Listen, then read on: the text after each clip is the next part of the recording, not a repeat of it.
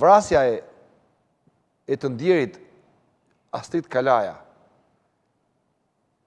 ishte një mlef jo ndaj gjyqtarit, por ishte një mlef ndaj sistemit që ka ngritur, sistemit drejtësisë që ka ngritur Edi Rama. Pa drejtësin, pra. Pse?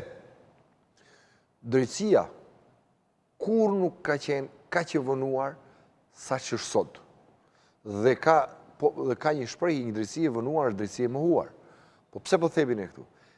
20 vjetë sot shkon një çështje gjyqësore që nga dita që ti e depoziton deri dita kur të marrësh drejtësi. Ka patur probleme shumë edhe më përpara drejtësia. Por 3 vjetë maksimumi shkonte marrja një vendimi nga dita që ti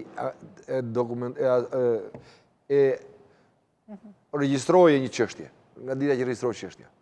Tani 20 vjetë. Çfarë do të thotë? Ka ngritur një drejtësi e cila është në gjithë sistemin, e kapur politikisht. Tani është problemi i dytë i madh, kapja politike. Kapja politike është problemi shumë i madh. Dhe tani ç'po ndodh?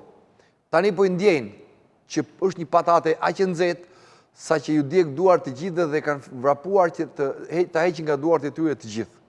Si shpjegohet ajo që ndodhi në gjykatën kushtetuese me pranimin që i bëri gjykata kushtetuese kërkesës së presidentit Begaj për shkarkimin apo mbarimin më saktë të mandatit të gjyqtare Sonila Betja?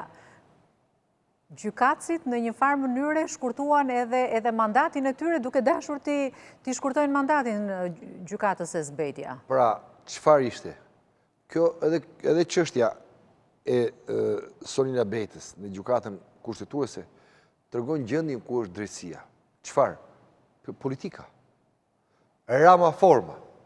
Pra, aty i vetëm një që ishte ngelur një zë, i cili nuk ishte zë rilindas, por ishte zë i ligjit dhe i kushtetutës.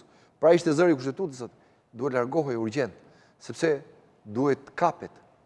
Pra këta nuk kanë të ndalur, nuk kanë mision dhënien e drejtësisë.